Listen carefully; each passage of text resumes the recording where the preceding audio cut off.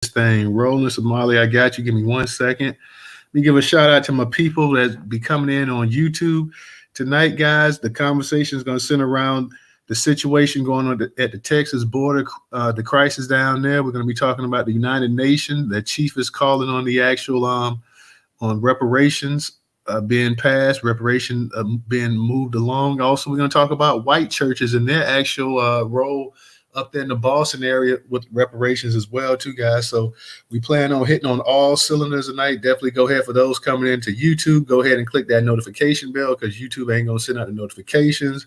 Go ahead and subscribe to the channel, like, share, and leave a comment for tonight's broadcast. Somalia against Pan-Africanism. I see you got your hand up. What's going on? Hey, Brother Touter. Great space. Love that everyone's coming in.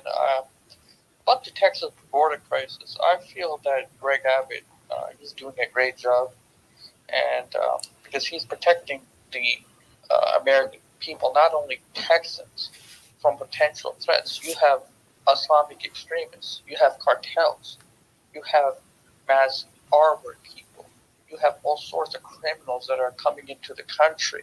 Yes, some of the folks that are coming in are genuine good people that are poor, that just genuinely want to change their lives. But you cannot take those risks, because if it was up to me, there was 100 people and 99 were good folks, but one was a terrorist or a cartel, I would banish all of them, because you have to protect your nation.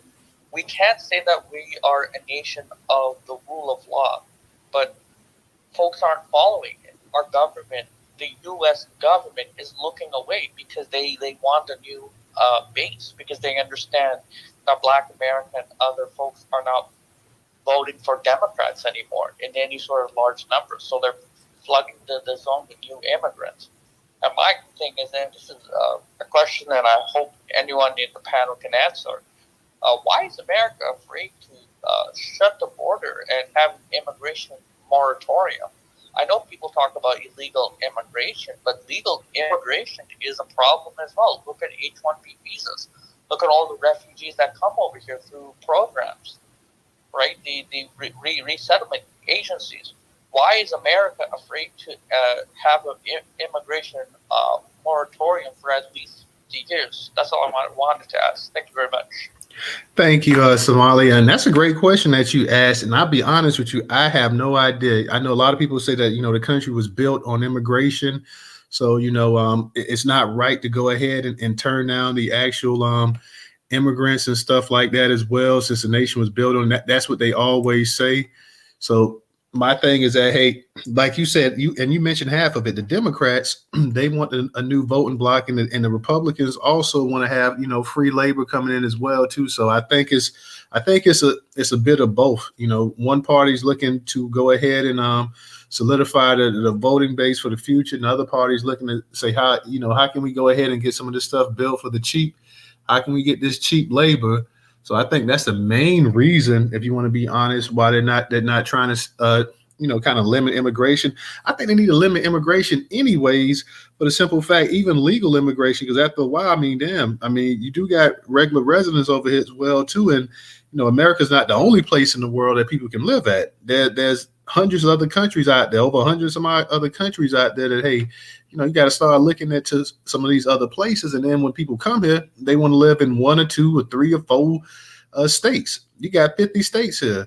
And the vast majority of these states, especially those states up north in the Northwest and, in the mountain areas, they're not even heavily populated. Nobody's trying to move up there, but they want to move to California, Texas, Florida, New York. The same places all the time, maybe Georgia, maybe not the Carolinas and stuff like that. So, hey, we want to go ahead and just flood some of these areas and stuff that's already flooded. So let me go ahead and touch up real quick. Mark, I see you up here, so shout out to you. Let me go ahead and touch up real quick on this thing in Texas, and then we're going to move it around, and I'm going to touch up on the United Nations and the reparations. I'm going to talk about the clergy people up there in Boston, the white clergy, the church, and the black clergy, and they talk about getting together, trying to get the reparation push, because you had some of these church, some of these old churches up there in Boston, a number of their actual members actually own slaves as well too. So This is from the three of the articles tonight. Two of them are going to be from the Newstoter.com platform. One is from the Associated Press. The one here about the migrants in Texas. Let me go ahead and touch up on the actual Associated Press article about the actual Texas migrants. Says Texas migrant arrest laws is on hold for now under the latest court ruling, a Texas law that allows the state to arrest and deport migrants suspected of illegally entering the U.S. remain on hold for now. A federal appeal court rule. The 2-1 ruling late Tuesday from a 3-judge panel of the 5th U.S. Circuit Court of Appeals will likely prevent enforcement of the law until a final decision on its merits, either by the 5th Circuit or the U.S. Supreme Court. Let me go ahead, DJ. I see you trying to come up here, so let me go ahead and give you the co-host. The ruling followed a March 20th hearing by a 3-judge panel of the court. It's just the latest move in a seesaw legal case over Republican Governor Greg Abbott's strict new immigration law that has not yet ended. The Justice Department has argued that Texas law is a clear violation of federal authority and would create chaos at the border. Texas has argued that President Joe Biden's administration isn't doing enough to control the border and that the state has a right to take action. Chief Judge Priscilla Richmond, an appointee of Republican President George W. Bush, cited a 2010 Arizona law that was largely stricken by the U.S. Supreme Court to say immigration enforcement is exclusively a federal responsibility. For nearly 150 years, the Supreme Court has held the power to control immigration. The entry, admission, and removal of non-citizens is exclusively a federal power, wrote Richmond, an appointee of Republican President George W. Bush. The Texas law, Richmond wrote, creates separate, distinct state criminal offenses and related procedures regarding unauthorized entry of non-citizens into Texas from outside the country and their removal. She was joined in the opinion by Judge Irma Carrillo Ramirez, a Biden appointee. Judge Andrew Oldham, an appointee of former President Donald Trump and a former aide to Abbott, dissented with the majority decision. Oldham wrote that the Biden administration faced a high bar to take sovereign power that Texas has to enforce a law to its people and its leaders want. The judge predicted the same 2-1 split when the merits of the case are considered while the legal challenge plays out. There is real peril in this approach in our federal system. The state of Texas is supposed to retain at least some of its sovereignty. Oldham wrote, its people are supposed to be able to use the sovereignty to reelect representatives and send them to Austin to debate and enact laws that represent and respond to the needs that Texas experience and that Texans want. The law was in effect for several hours on March 19th after the U.S. Supreme Court cleared the way, but the High Court didn't rule on the merits of the case. It instead sent the case back to the 5th Circuit, which then suspended the enforcement while considered the latest appeal. The latest ruling keeps the block in place. Spokespersons for Abbott and the state attorney general, Ken Paxton, did not immediately respond to phone calls for comment Wednesday morning. The law signed by Abbott allows any Texas law enforcement officer to arrest people suspected of entering the country illegally, but that brief window while the law was in effect revealed that many sheriffs were unprepared, unable, or uninterested in enforcing SB 4 in the first place. Sheriff Thaddeus Cleveland of Terrell County, which touches more than 50 miles, 80 kilometers of border, said during a gathering of about 100 sheriffs at the state capitol last week, there's no practical way for him to enforce the law. Cleveland said he has no way to transport people. The county jail has space for just 7 people, and the closest port of entry is a drive of more than 2.5 hours away. Smith County Sheriff Larry Smith, president of Texas Sheriff's Association, said the law will have little effect in the jurisdiction of East Texas, which is closer to Louisiana and Oklahoma than Mexico, which is nearly 400 miles, 644 kilometers away. Once in custody, migrants could either agree to the Texas judge order to leave the U.S. or be prosecuted on misdemeanor charges of illegal entry. Migrants who don't leave the country could face arrest again under more serious felony charges. Texas did not announce any arrest during the brief time the law was previously in effect. Authorities have offered various explanations for how they might enforce the law. Mexico has said it will refuse to take back anyone who was ordered by Texas to cross the border. The law is considered by opponents to be the most dramatic attempt by a state to police immigration since an Arizona law more than a decade ago that was practically struck down by the Supreme Court. Critics have also said that Texas law could lead to civil rights violations and racial profiling. Supporters have rejected those concerns, saying arresting officers must have probable cause, which can include witnessing the illegal entry or seeing it on video. They also say that they expect the law would be used mostly in border counties, though it would apply statewide. Shout out to all you guys coming up in the space tonight, guys. Shout out to everybody coming up in the space. What's up, DJ? I see you up in the space. You up here. You made it. You made it. For those coming in tonight, we're talking about the situation going on in Texas. We're going to be talking about the United Nations and now their push for reparations. You had the United Nations chief talking about reparations for the descendants of slaves. And we'll also be talking about up there in Boston as well, too. Now you have Black clergymen working with white clergymen, and churches trying to go ahead and get a reparations push and movement up there as well, too, guys. So shout out to all you guys coming up in the space. Shout out to R. Bailey. Thank you for the super chat. R. Bailey says this country was not built on immigration. It was invaded by immigrants and built by hostages called slaves. Shout out to R. Bailey. Shout out to R. Bailey. Professor Mark, DJ, if any of you guys want to say anything, you can go ahead and speak up. If you're not, I can go ahead and touch up on the other article. I do want to get everybody's opinion about this as well, too. Mark, I know you're up there in Chicago, and I know y'all have y'all issues with the actual illegals up there as well, too. And you guys, Chicago is one of the main cities in terms of, especially its Black population, that seems to be more vocal against illegal immigration than maybe any other place right now in the country. So, whenever you feel like you want to chime in, just raise your hand. Let me know. We'll go ahead and we'll get to you. Same for the people in the listener section as well, too. If you want to come on up here and speak. Yeah, continue on. I want to hear all of this stuff. Well, Mark got his hand up, so I'll let him go ahead, and then I'm going to touch up on the other stuff. But go ahead, Mark. You got it. Yeah, so, I think what's tend to be left out in these immigration conversations a lot of times is it's as if the people skipped over Joe Biden and went straight to Abbott, right?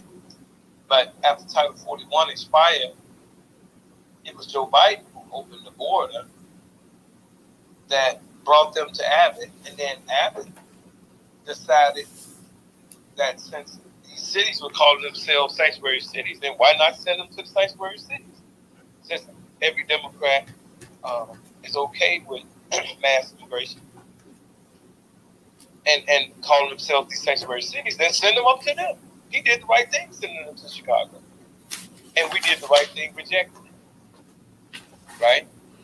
And so for us, it worked out real fine, very well. You send them here, it woke our people up. And so now that the people have awakened, that's the noise that you hear. That's the anti-mass immigration that you hear. See, they had never done to us what they had been doing to Texas and Arizona and all those places over the years. They made a mistake and did it to Chicago.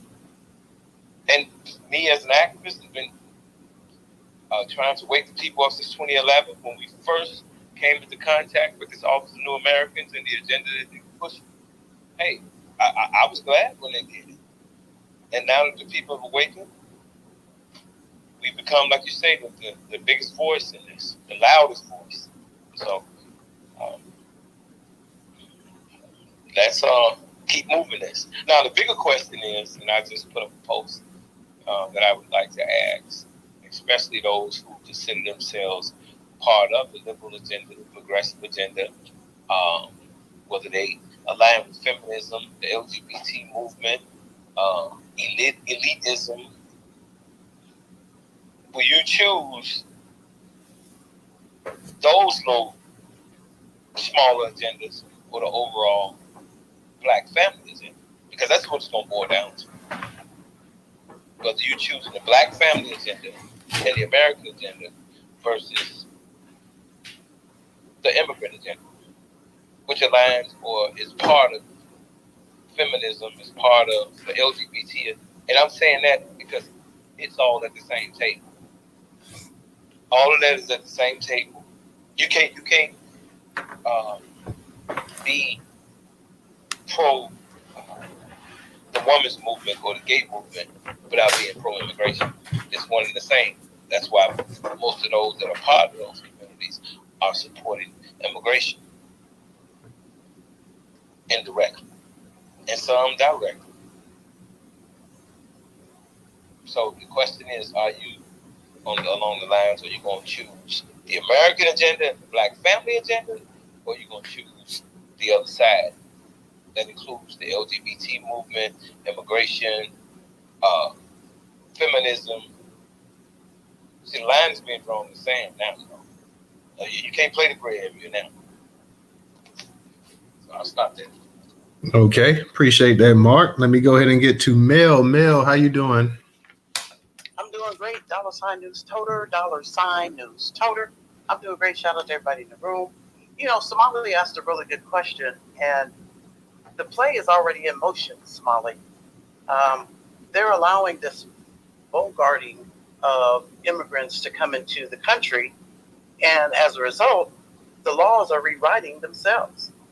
That's why now Abbott can't do anything, because now we just came up with a law per the Supreme Court that we can no longer put their asses out, but before we could.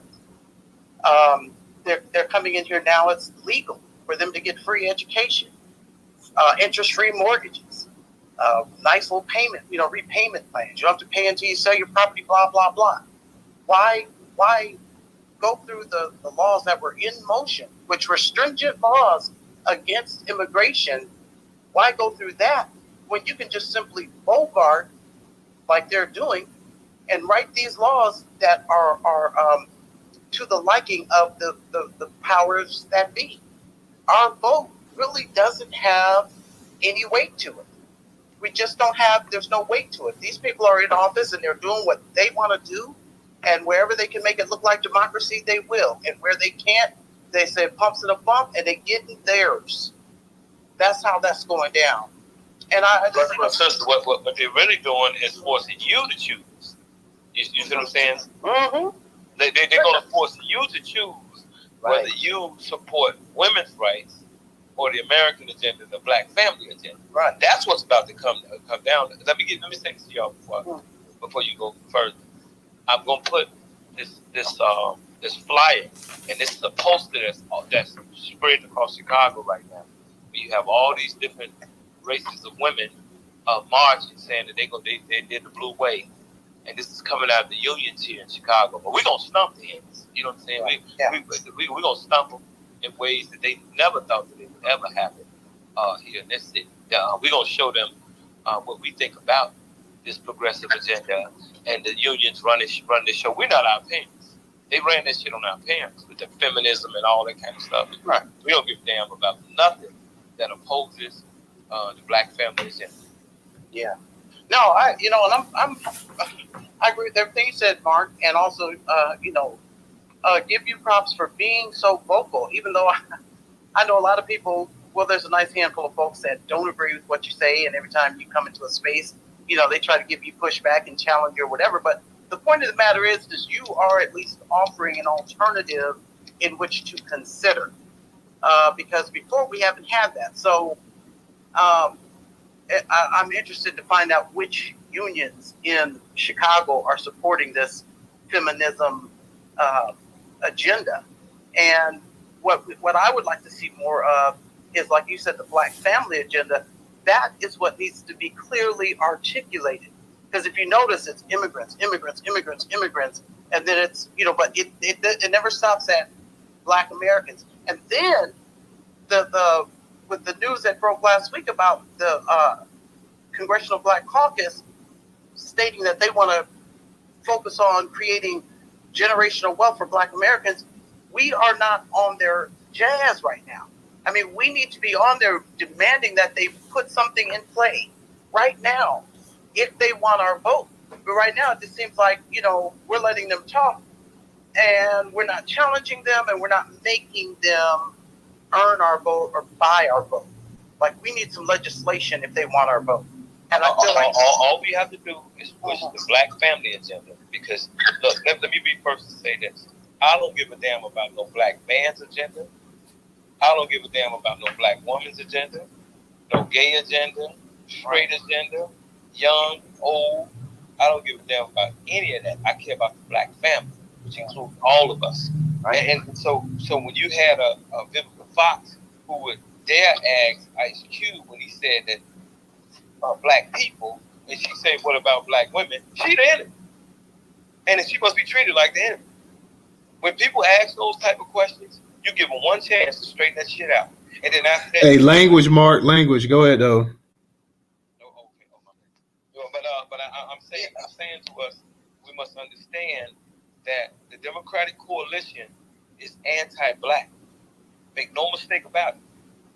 I'm not saying if you're gay that you're not black. I'm saying that if you LGBT, you're anti-black. I'm not saying that if you're a black woman and you have things that need to be brought to the table for black women, you're not black. I'm saying if you're a feminist, you're anti-black. If you're pro-immigration, if you're pan-African, you pushing this elitism, you're anti-black. And we must treat you like the opposition. See, we allowed for too long, we've allowed them to have one leg over here, one foot over here, one foot over there. No, we're not going to play that game. No, we're going to push the black family agenda. And now, when you start talking about the black family agenda, watch how you smoke these people out. Watch how you smoke them out. You're going to find out that they're more about the progressive movement than they are the black family. No, right. I agree with that. And Newstoter, on your platform, because you are the what you said, what's the tagline? The world's largest black news curator. And so on this platform, I would love to challenge this. What do we call it? The new black media. I would love to challenge them because they have a larger pool than my voice or Mark's voice as an individual. I'd love to challenge the new black media to scoop up the Congressional Black Caucus and let's start talking to them. Let's get some dialogue going and say, if y'all want our vote, what are your plans for this for this generational wealth for Black Americans? Don't wait until after the election because we know they ain't gonna do nothing. But they have enough time. They did that COVID bill that gave all the Asian Pacific people an anti-Asian bill. They did that damn near overnight. So they can do something immediately, if not sooner, for Black Americans if they are sincere about this is where they plan to focus. They have focused on Haitians and Pan-African and all these other ethnicities.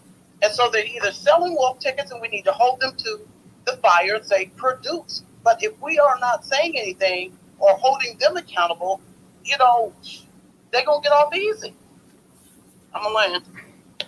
All right. Thank you, Mel. Thank you. That's a good point that you brought up. I don't know how many of them would actually be willing to actually have dialogue because for the most part, once you start saying stuff that, that's going to make the Democrats uneasy, they're going to kind of shy away from a lot of things as well, too. So that's something, though. I mean, we could try to, start trying to, maybe get some people on the platform that can actually, some of the actual Black Caucus members, to try to get them on. Of course, people with much larger platforms, they'd be more successful. Somebody like Tariq or Jason Black, those people, Vicky Dillard. And I believe Vicky Dillard did have a conversation with RFK as well, too, if I'm not mistaken. So, yeah, she did. But at this point, this is how critical it is. And, that's what I said, shout out to Mark, because Mark don't be cutting no corners. I'll be trying to follow and get, his perspective, and what I hear, I be in agreement with, and this is why I can't understand why some people be giving them all this pushback. So maybe I'm not coming in at the beginning and saying to the end, I don't know. But my point is that, yes, Vicky Dillard did do that, and shout out to her for doing her thing. But this is where, we really do. We do need Tariq. We need Jason Black. We need Professor Black Truth. We need Juicy. We need everybody to get in here and say, hey, CBC, y'all said y'all want this? Okay, so here's what we want. Let's start talking. Because if they selling wolf tickets, we need to call them out right now, because someone who is not as savvy as all of the people in this room, politically savvy, are going to just buy right into that. Like, oh, they're for us. Let's vote for them. So, let's call them out and put them on Front Street. But all it takes is for us to start organizing. It's more of us than it is them. See, they keep you divided to weaken you.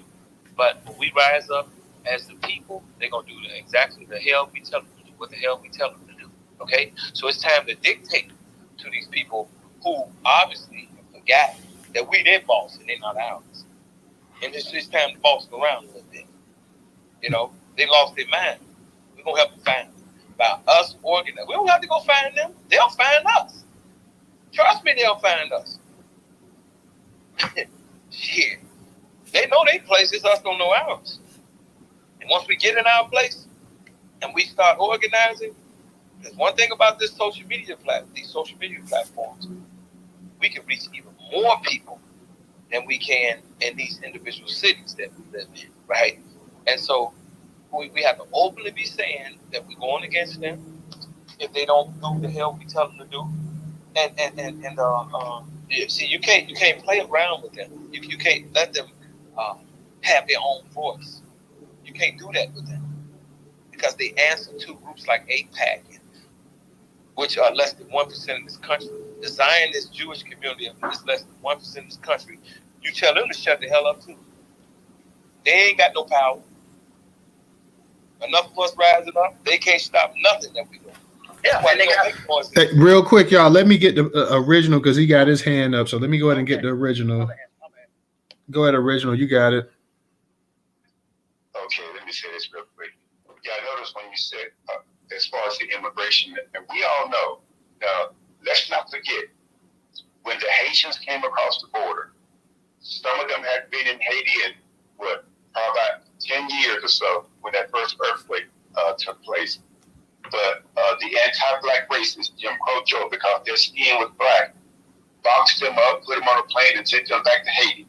And see, when he says this stuff about the country was built by immigrants, he's not referring to us because he knows that we are not immigrants, and he's not talking about us. And that's that propaganda they like to use to try to make people who know they are immigrants feel good. Because I'm telling you, this racist bastard is not thinking about us.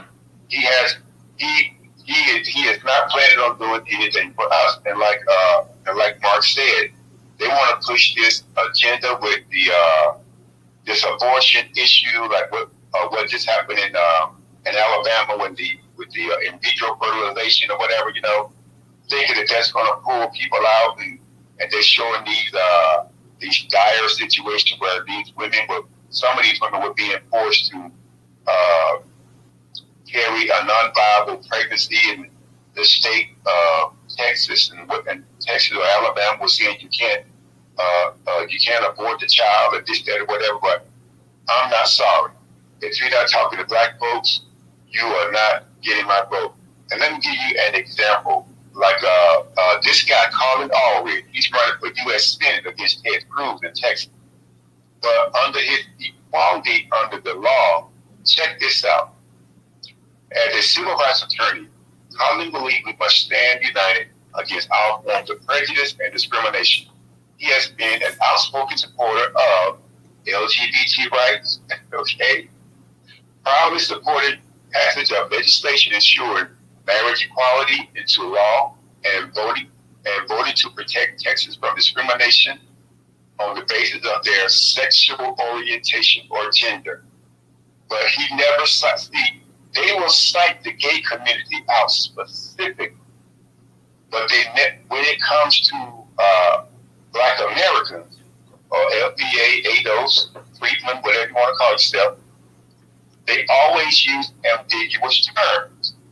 And we have to shut that down and say, oh, excuse me, who are you referring to? You can refer to us as Freedmen, whatever, but do not sit here and include us under this ambiguous language when you will specifically cite out the gay community and let them know that you are specifically talking to them.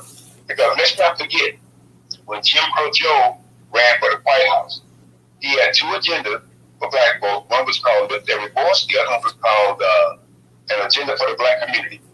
Now, in those two agendas, when he talked about us, it was like minority, people of color, disabled, all this other stuff. But he had another agenda for the gay community. And he cited the LGBT, or some people say LGBT all throughout that platform. So he was demographic specific, who the law, whatever would be disseminated to them, who it would be for. And we have to make sure that they do the same. We have to make sure that they do the same for us, because these people, they're not going to stop. Because I know, as I heard, I think it's gathering some steam, but I don't know if y'all heard this, but Tyson Foods said that they fired a lot of American workers in some of these chicken meat processing plants, and they're getting ready to hire all these illegal aliens up in New York, and they're closing up some of their plants. And so now people are saying, look, we're not giving you our money to support and defend these illegal aliens. So there are quite a number of people who are saying boycott Tyson Foods. And so I think we have to look at it from that point and make sure that we are getting what is owed to us. And as far as the Congressional Black Caucus, we need to pile the wood on that fire and make it blaze. Because I've even heard that I think Theo Scott has said something. He said, yeah. He said, they know who I am. I mean, he said, they listen to me. So I don't know what he may be, how they might be communicating with him in the background, but they know a Phil, and Phil is hardcore for us. And so we have to support those who support us. And that's just like what Mark said about that old troglodyte, Vivica Fox. We need to run her out of Dodge. So we need to, anything that she does, we need to make sure it blocks. She needs to be put on the do not support list, because what she did to Ice Cube is like Mark said, it's anti-black family. How in the hell are you going to say, when somebody says it's for black people, you're going to say, what about black women? See, we've allowed these people to speak for us for too long, and like with these people, some of them, they're in these high profile positions, and they think they have the right to speak for us. But now they see it that no longer works, and that we're doing things to make sure that it never works again. And I'm gonna land on that. All right, Mel, I got you real quick. Let me touch up on this thing about the UN and reparations. This is from the Neo Jim Crow, one of our curation partners. And then, Mel, you can go back and touch back on the border as well, too. So even though I'm going to touch up on this, you guys feel free to go back. Campaigners close to launching a UN slavery reparations tribunal. Activists said they're close to creating a UN tribunal to pressure the U.S. to settle its $14 trillion debt to the descendants of slaves as part of a global reckoning against centuries of race-based discrimination. Justin Hansford, a Biden administration nominee, told DailyMail.com of concrete efforts to launch a UN reparations tribunal at the world's body, permanent form of people of African descent in Geneva next month. The tribunal will assess the harmful legacies of the transatlantic slave trade, colonialism, and Jim Crow segregation, and push America and other governments to apologize and compensate those still suffering their effects, said Hansford. This is a chance for us to prove a new pathway for justice for the entire world, Hansford, a Harvard University law professor, told DailyMail.com. He and others will hash out a framework for the tribunal at the Palacios Day Nations from April 16 to 19 to propose a scheme to the U.S. members for approval in the subsequent months, he said. The tribunal plan is a long shot. Efforts at the UN frequently take years and even decades to get off the launching pad. Reparations schemes are particularly controversial, and it remains unclear whether the UN's former colonial members in Europe and beyond would go back and back a body that could end up costing them trillions of dollars. But there does appear to be a growing momentum behind reparations among Caribbean, African, and Latin American nations. And this week, UN Chief Antonio Guterres added his voice to the effort in a statement to mark the UN International Day of Remembrance of the Victims of Slavery. Guterres said, "The past laid the foundations for a violent discrimination system based on white supremacy. We call for reparatory justice frameworks to help overcome generations of exclusion and discrimination," said the Secretary General. According to Hansford, the planned tribunal would comprise 20 to 30 jurists and experts who would assess the impacts of slavery and advise UN members how to compensate other nations as well as their own citizens, he added. In the case of U.S., Hansford said the payouts could amount to $12 to $14 trillion, including $5 million checks to U.S. citizens, descendants of slaves. I don't expect the UN to be able to force the U.S. to give Black American reparations, said Hansford, a descendant of slaves in Georgia, but I would like the UN to hold a tribunal to look through the evidence and decide what is a fair outcome and what we can use as a starting point for what to do in the United States. Go ahead, Mel, you got it. Yeah, so, shout out to the UN because they have, at least a couple years, 3, 4 maybe years back, they have, they made a bold statement and said that, America needs to drop its racist behavior, ideologies, activities, etc.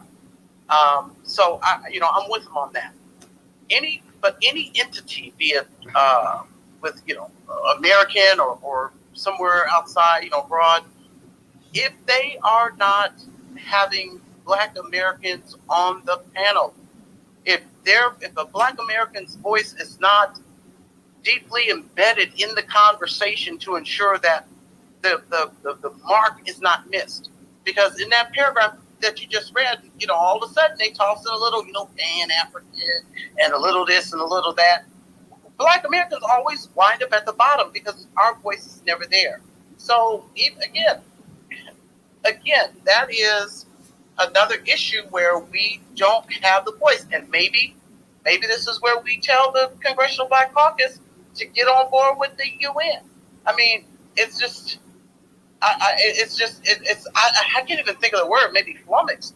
I'm flummoxed at the fact that this is really, if they're talking trash to us, the CBC, if they're talking trash, we need to know it now, so we don't try to be hopeful and optimistic.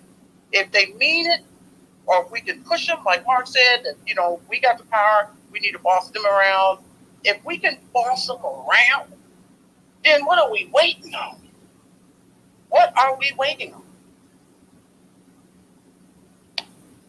I want to ask Mark a real quick question. Mark, and I know immigration, we know the economy, when you come to election time, the economy is always number one, and then it's whatever plays number two. In this case, immigration is going to be a close number two to the economy in the upcoming election. What's your and I know you're conservative, so what's your thoughts on conservatives, especially white conservatives, in terms of them supporting reparations? Is that something that you hear that the conservatives are possibly willing to do, or is that a pipe dream at this moment? So I don't expect them to do anything since again, we the boss. See, we speak as if the Republican Party is owned by them. It's not. We're just as American as they are. Problem is, we don't dictate the way they dictate, right? We've been told that we have to answer to them or ask for permission instead of dictating. This is our country. We built it. So it's time that we tell them what they're going to do. And with strong force. You see? So when I met with Trump's people at a round table down in Mar-a-Lago, this was no, is he willing to do it? No, this is going to be part of the overall agenda that we push. Because he's going to need what we bring to the table. You have to speak with authority when you talk to people that don't know their place. And they don't know their place because we haven't stood in ours. Again, the Republican Party was started by our people, not by no white folks. And so a lot of our people need to be deprogrammed because they've been dictated to for so long under this Democrat Party that they don't know that they're supposed to boss employees around. Now, that's no disrespect to people that work for, companies. I'm talking about these politicians right now. And we've been allowing them to dictate to us instead of us dictate to them. So when the white woman asked me in one of the big rooms, so are you saying that we have to support? No, it wasn't a question. She said that you're not going to tell us that we have to support reparations in order to get you to support the move against immigration. But however it came out, my response to her was, I'm not asking you shit. I'm telling you this is what we all gonna do as Americans. I'm not here to ask you for no permission. Who the hell are you? You came after slavery. You came after cotton was king. And so most of them that you even hear speaking, Republican and Democrats, y'all, these are the people that came after slavery, that burned down our cities, that obviously in the last 50, 60 years, nobody has put them in their place. They must be checked no different than you checking these Africans and these Jews and these Mexicans that don't know their damn place, like I had to tell the Jewish guy. Stop talking like y'all freed us. We freed your ass. You're not superior to our people, not in America. You take your ass over to Israel or back to Europe where you come from. But enough of us are not putting them in their place, bro. And that's why unconsciously we'll act as if they own the Republican Party. They don't.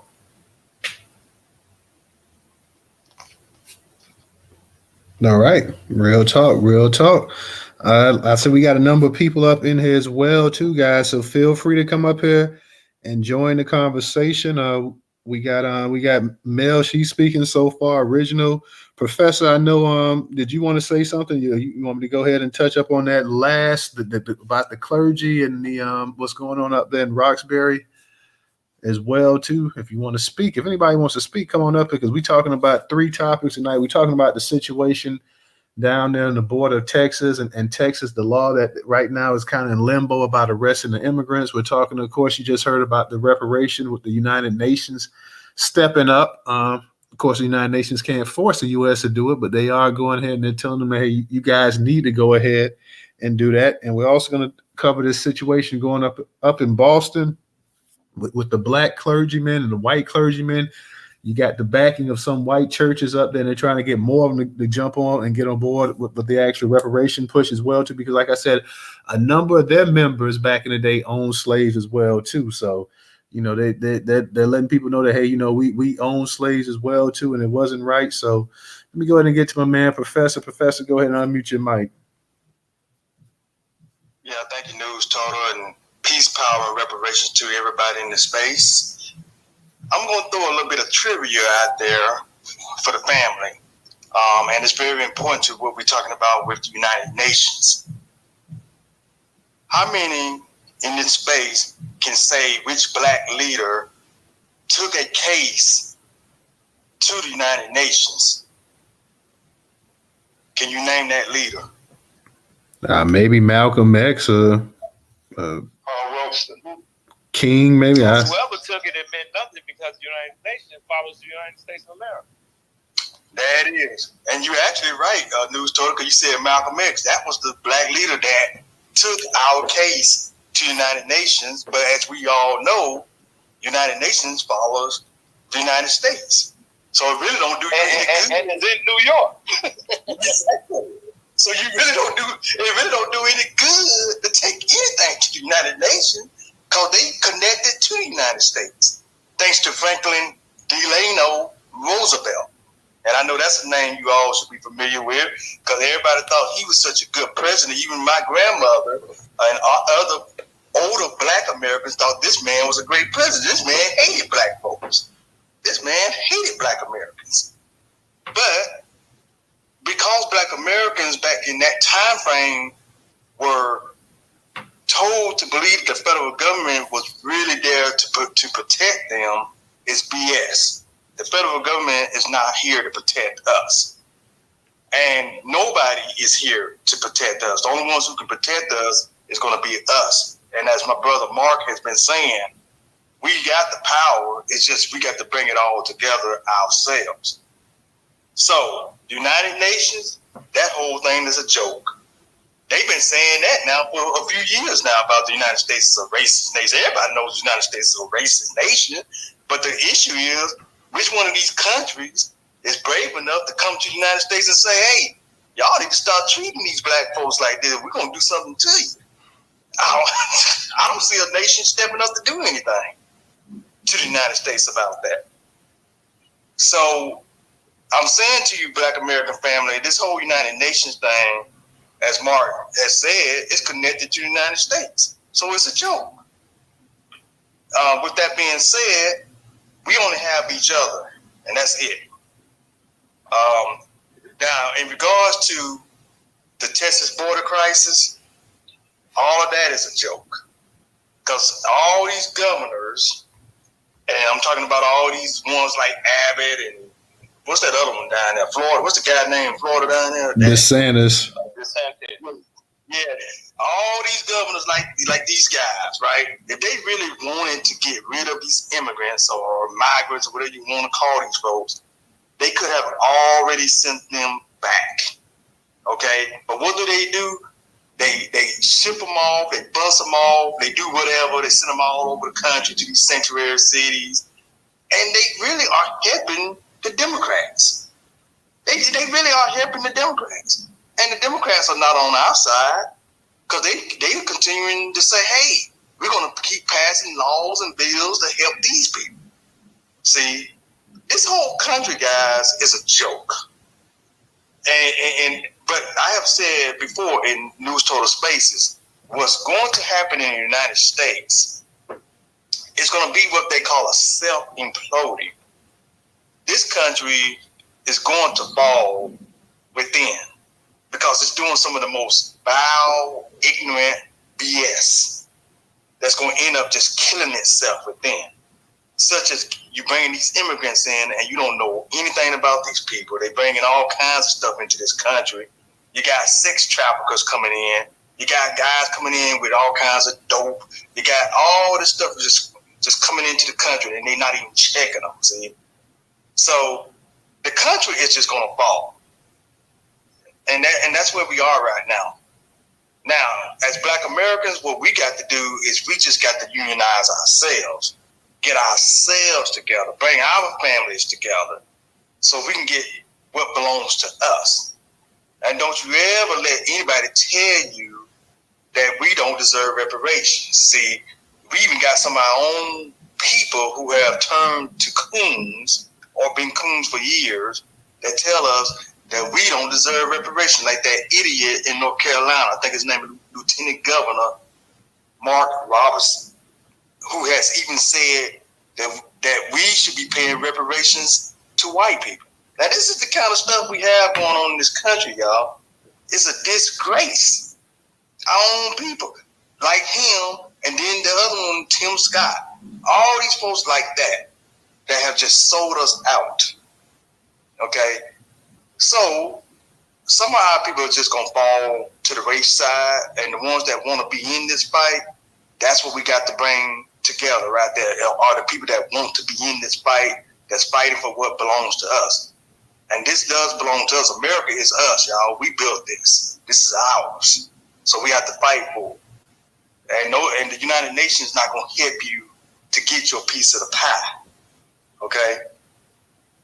Just throw that out your mind. United Nations, I really could care less what they say. Unless they're going to go to the United States right now and say, hey, y'all need to give these reparation checks right now, or else we're going to do something about it if y'all don't. Now, if they do that, then hey, I'm with the United Nations.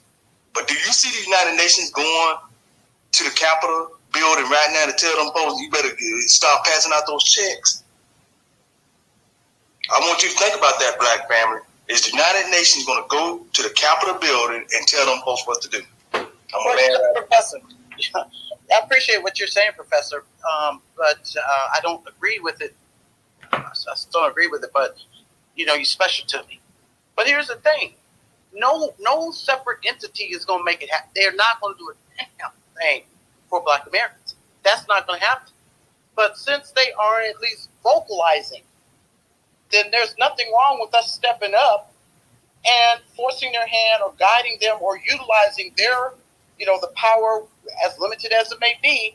There's no problem or shouldn't be any issue with us going in and trying to catapult off of that level of energy.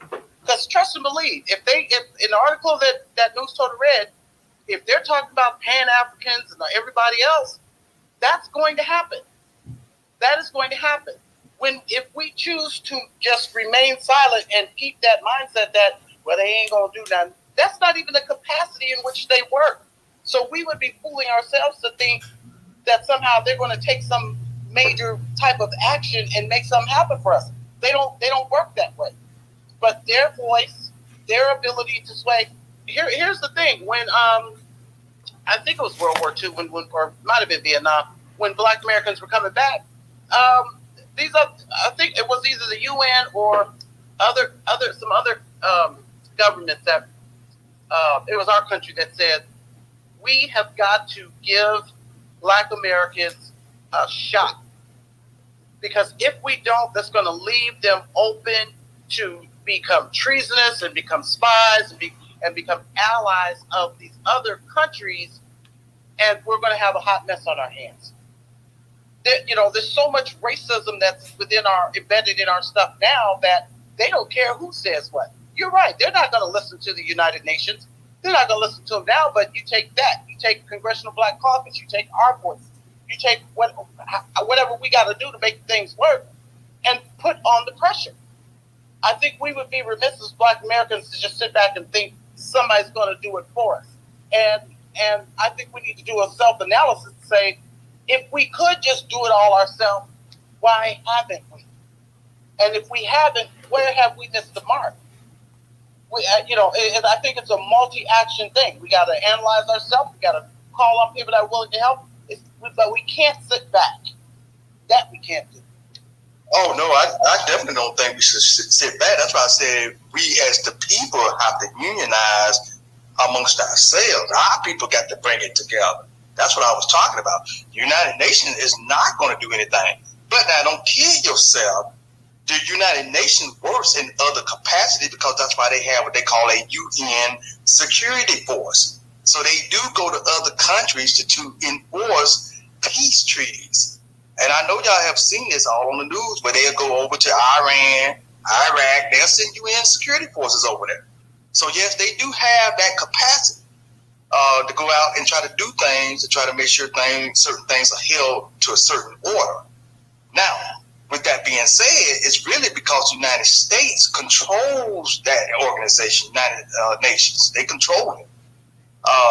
So therefore, if your point is solid, and I can respect where you're going with that, Professor. And if your point is solid, then America, to interpret what you're saying, if America has the United Nations hands tied up, to your point, why would the United Nations even mention racism?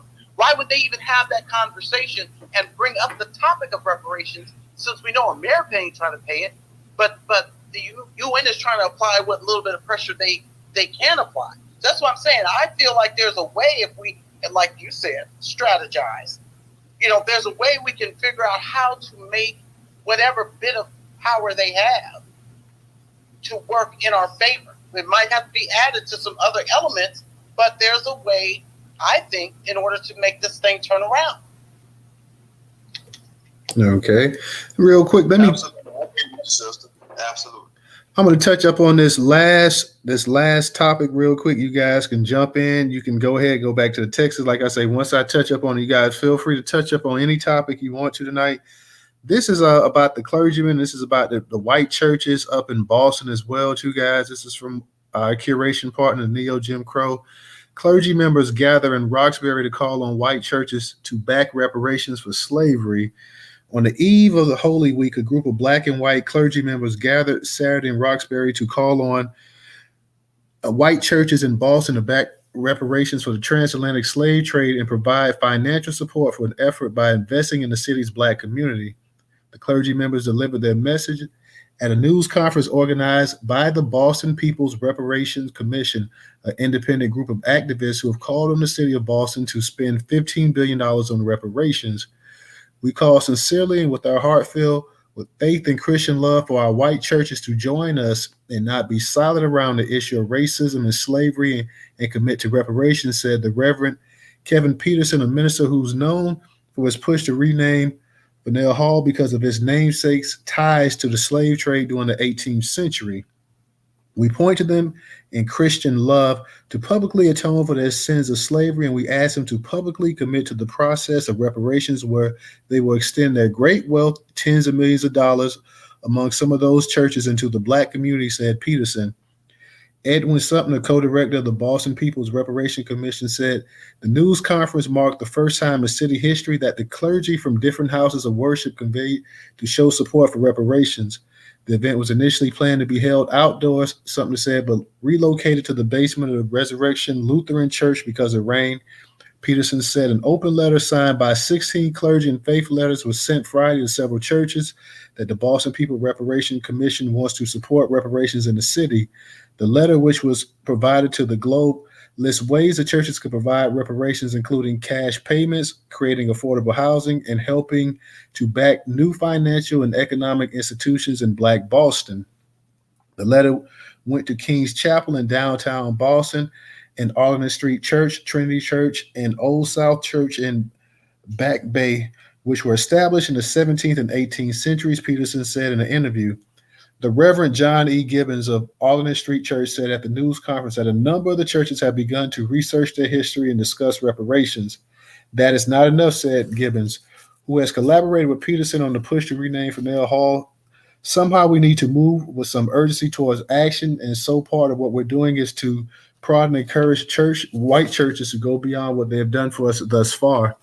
The Reverend Joy Farland, senior minister at King's Chapel, said the congregation is creating a memorial to enslaved persons and working on establishing a charitable fund to support social justice and reconciliation. Research paid by the church has identified at least 219 people who were owned by ministers and congregation members over hundreds of years, the Globe reported last year. Our first focus has been on history because we're located on the Freedom Trail and have an unusual ability to tell visitors about Boston's colonial connection to slavery, including our church, Fallon said in a phone interview. Messages left Saturday afternoon seeking comment from Trinity Church and Old South Church weren't returned. In 2022, a task force at Trinity Church published a report documenting the congregation's connections to the slave trade. Old South Church has also prepared a report on the congregation members who enslaved people. The city of Boston established a task force on reparations in 2022 to support the group's work. The city has hired 2 teams of researchers to help craft the report on the reparations program. Last year, the city opened an exhibit at Faneuil Hall that documented Boston's ties to slavery, which has common parts in Massachusetts Bay Colony. In 1780, Massachusetts adopted a state constitution that said all men are born free and equal, and enslaved people relied on this language to win freedom in court. Peterson said he is calling on the Catholic Church for support. Catholicism was illegal in Massachusetts for as much as 17th and 18th centuries, according to the website for the Republican Catholic Archdiocese of Boston. Catholics became free to practice their religion with the passage of the state constitution, and the first public mass was celebrated in 1788, the website said. They unfortunately assisted in sustaining institutionalized racism across the city, said Peterson. Not only are we looking at the period of slavery, we're looking at 3 centuries of institutionalized anti-Black racism, and the Catholic Church is inclusive of the churches we want to engage. On Saturday, an archdiocese spokesperson issued a statement saying the suffering of Black community is constantly with us in the Commonwealth and nationality. As we've entered Holy Week with Palm Sunday Mass, we will certainly review what they have proposed in the days ahead, the statement said. In 2020, Cardinal Sean P. O'Malley, Archbishop of Boston, wrote on his blog about the failure of the U.S. government to deliver on his promise to provide formerly enslaved people with 40 acres and a mule following the Civil War. Any American who is asked if they are opposed to slavery would affirm their absolute opposition to this terrible institution, O'Malley wrote. Today, however, we must unite in our opposition to the consequences that this immoral practice has visited on our nation. Archbishop Leo Edwards, a leader in the spiritual Baptist faith who grew up in Trinidad and Tobago, invoked the failed promise of 40 acres and a mule at the news conference. You promised 40 acres and a mule, he said, with his voice rising. You know what is the acres, the prisons, and the mules are the prisoners. Daniel Williams, the director of Prophetic Resistance Boston, a social justice organization, said her great-great-grandmother was enslaved in Africa and brought to North Carolina. At the news conference, she discussed the Holy Thursday tradition of recreating the act of Jesus washing the feet of the disciples. Black people, the descendants of slavery, have been washing the feet of our oppressors for well over 400 years, she said. Now it's time for you to wash our feet. The descendants of slavery, we want our reparations. We want it now. Amen, said a voice in the crowd. So that's what's going on in Boston. That's what's going on in Boston, everybody. But I do find one thing. They talk about, what's the Pope's name? What's the new Pope name? Pope, the one that's so progressive and so open or whatever. The one that's Francis. Now I hear Pope Francis, he talks about a number of things. I hear Pope Francis talk about gay marriage. I hear him talk about immigration. I hear him talk about some of everything and whatnot. I never hear him say anything about reparations. So it's great that and that's somebody else that they need to go ahead and get a hold to too, because like I said, he talks about and he's supposed to be this most progressive Pope of all time and this or that or whatever. Has anybody ever heard him say anything publicly about reparations? Go ahead, Professor. No, bro, he don't speak on reparations. He don't speak on anything related to black issues, black causes. That's why I say, man, when it comes to anything related to our people, you don't hear even the highest people like him speak on these issues, and they know that this stuff is going on. They know all about racism in all of the countries, but particularly the United States, which he connects to the United States because of the many, what they call them, the partners that are over here. So he connects with these people over here. So therefore, you know that there's racism in this country. You know of the many issues that we have within this country that have been here for years. Slavery, the Jim Crow laws, segregation, black codes, the peonage system.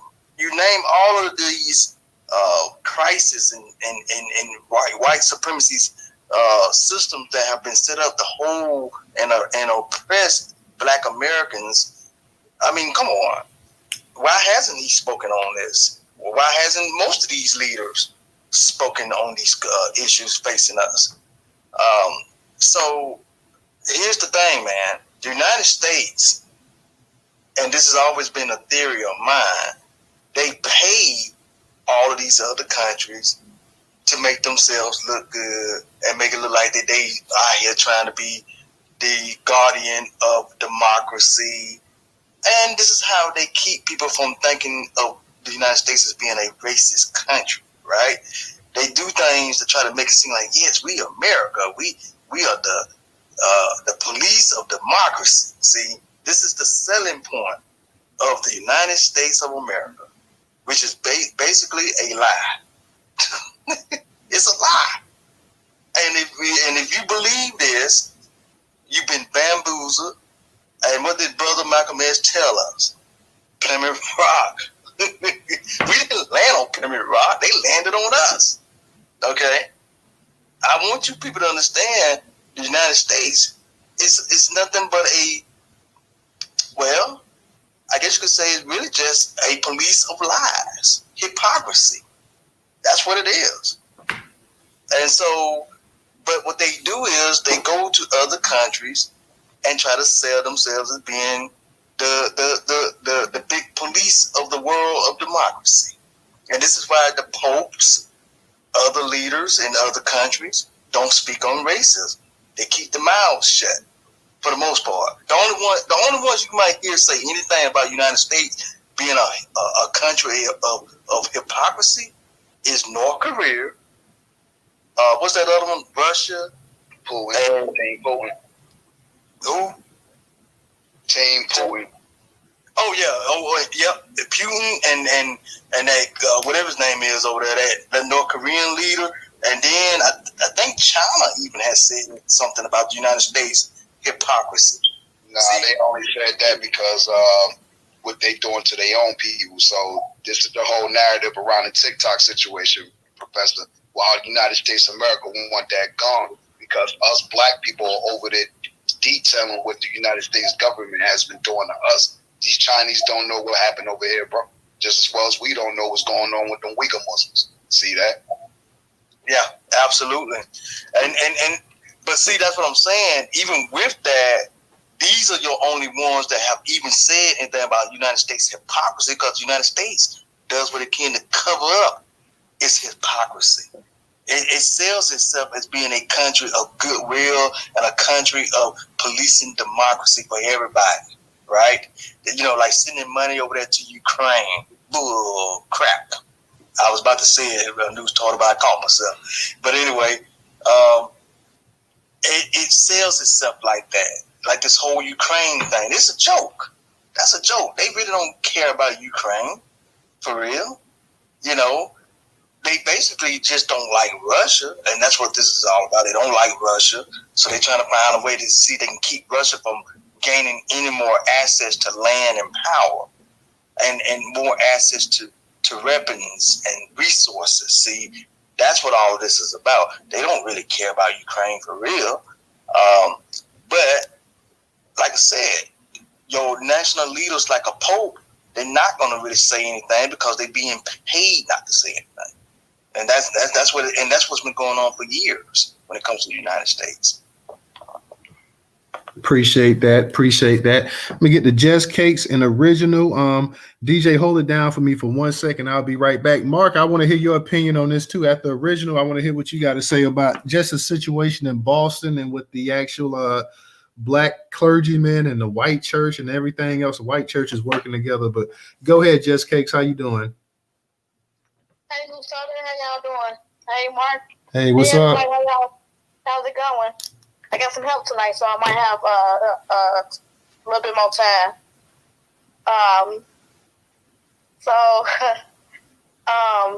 It makes sense that the Catholic Church didn't speak out on slavery because the Catholic Church made it okay to enslave someone based on the color of their skin. So it would be very interesting to see them speak out against slavery and stuff like that, because they don't want to pave the way for black people to be enslaved. They don't want to set the global standard for making black people slaves. Also, as far as Boston, I don't know about that. I don't trust it. I would like to know more information as far as the reparations packet. I want to see the players behind it, because the settlers have no problem co-opting and tethering themselves. So I would like more information as far as the Boston reparations package. Also, everybody from Chicago, just FYI, today is your mayor's birthday.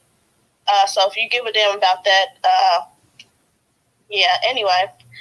And last but not least, the Texas border crisis. Somebody before me had made a really good point as far as saying how they work together.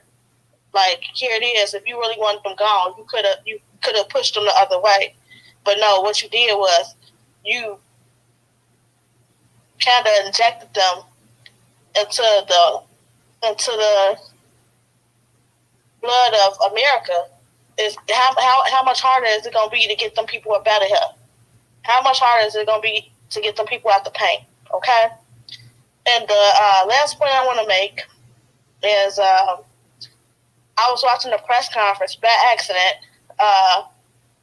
of DeSantis, and they was talking about the quote-unquote migrant crisis and stuff like that.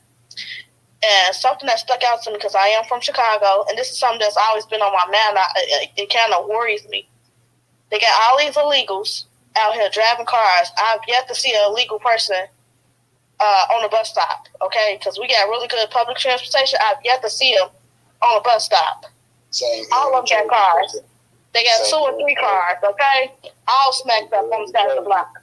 Same here in New Jersey.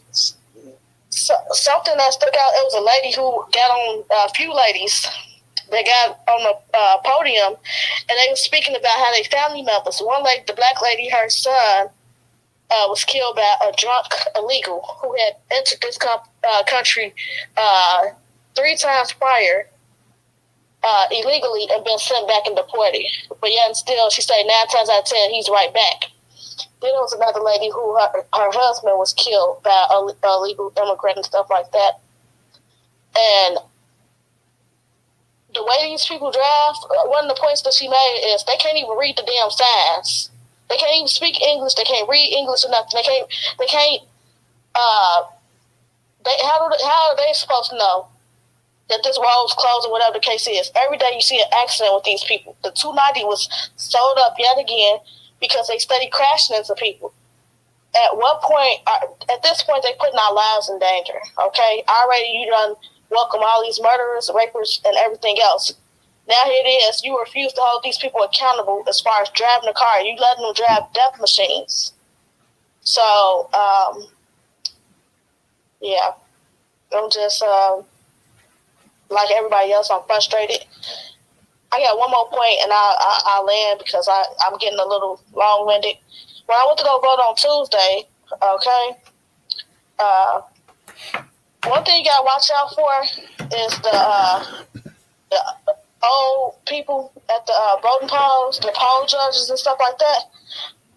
They are some shiesty people. When I say you, they are devout Democrats. When I asked for a specific ballot, the one they didn't, I wanted the way I wanted to vote, it wasn't necessarily written on the.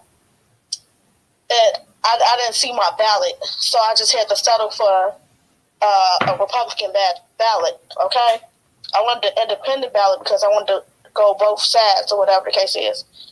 I legit believe that the polling judge was not going to let my vote go through. Like when you vote electronically, you got to place it through the machine.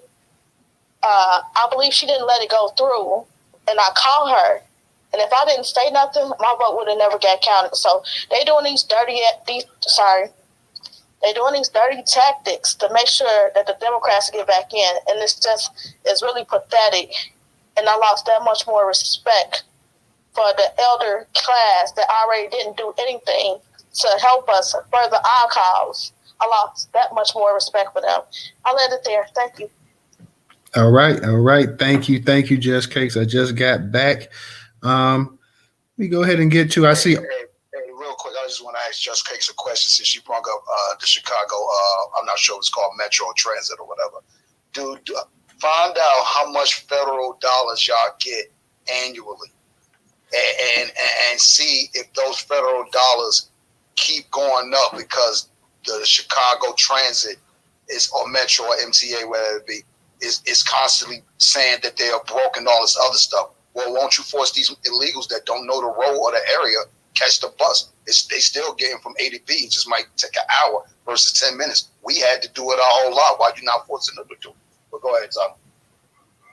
Yeah, I want to just real quick give a shout out to Brother Moku. Thank you for your contribution on Cash App, guys. Up in the Jumbotron, we have the Newstoter membership. We're looking for people to go ahead and create memberships on the actual site. That way you can support us monthly for as little as $1.75 a month, for as little as $1.75 a month. Matter of fact, we got two people up here as speakers tonight that are actually members. You got Original and you got Just Cakes as well too. So shout out to them. We need more people. For those that come up in the spaces and support Newstoter, support us for as little as you can. We'll appreciate it. We'll put it to use. We're creating a platform. We're trying to create a database so we can have our own community online as well too. We need that support, guys.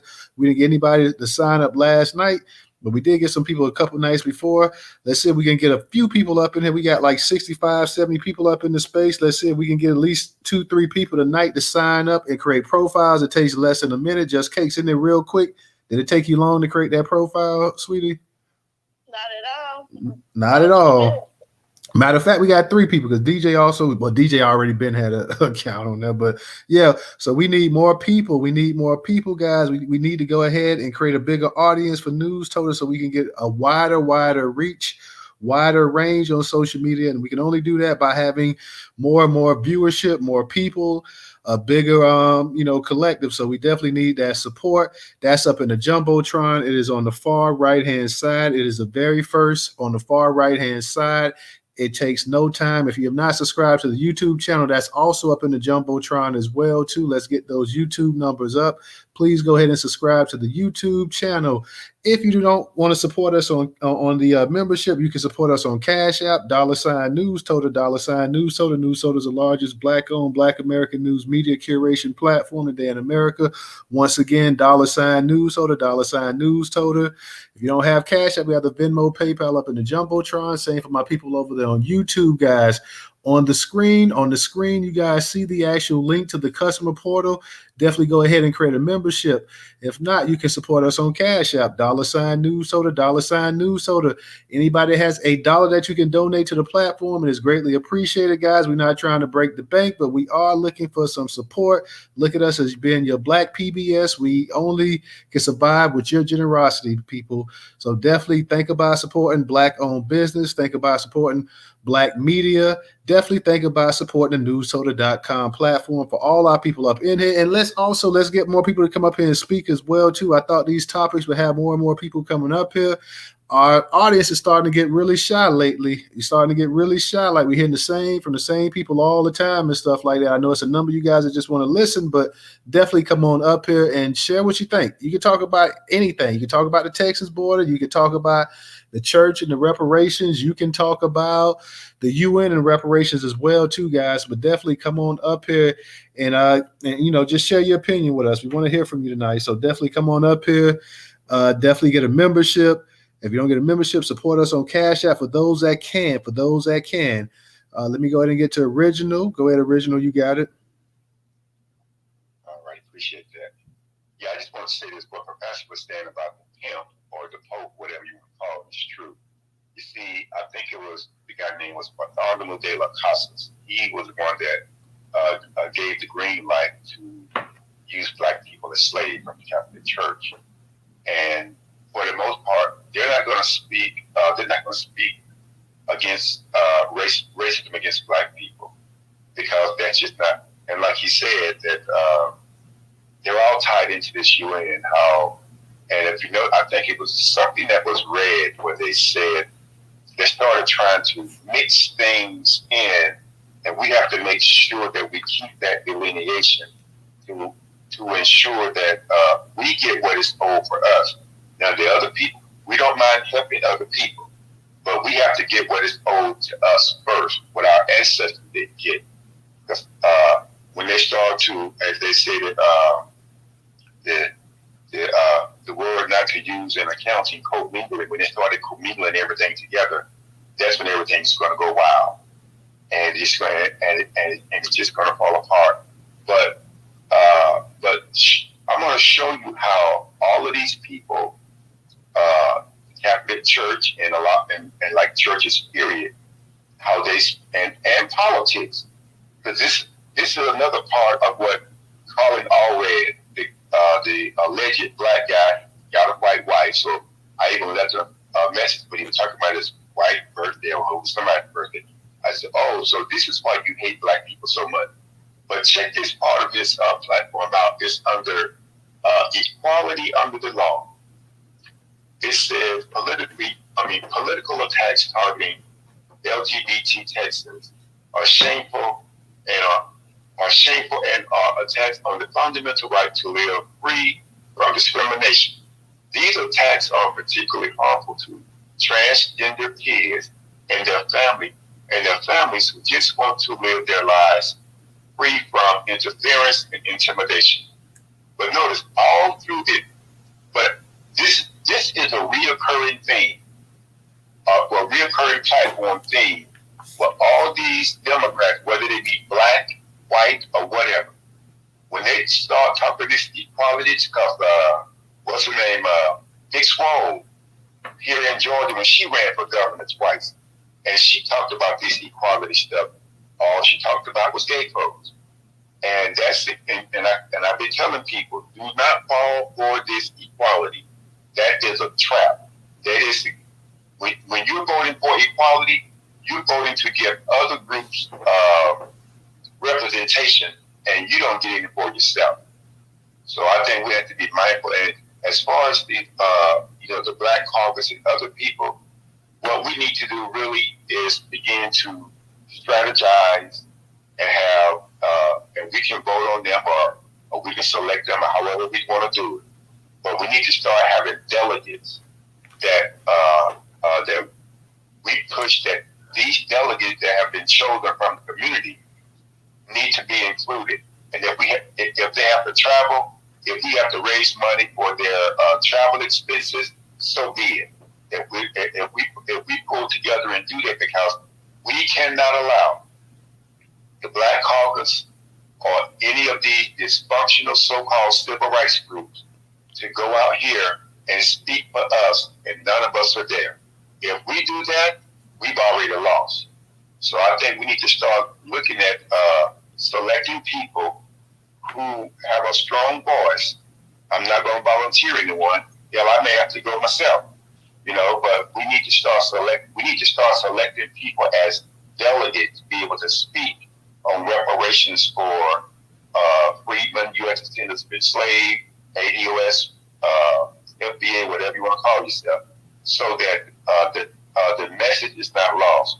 Because the majority, like I said, the majority of these other groups, they've already bought and paid for by the small hats for the most part, and I already know that if we allow them to go in and speak without any of us being there, and they can report back in real time, so we can begin to flood the zone with messages going after whoever we need to go after. I'm sure it is not going to work well, and I'll land with that. All right. Thank you, Original. Mark, I wanted to ask you, what was your thoughts on the situation up there in Boston from the article I read with the actual Black people trying to get the actual white clergymen and white churches on board with supporting reparations? Did you have anything that you may want to add to that?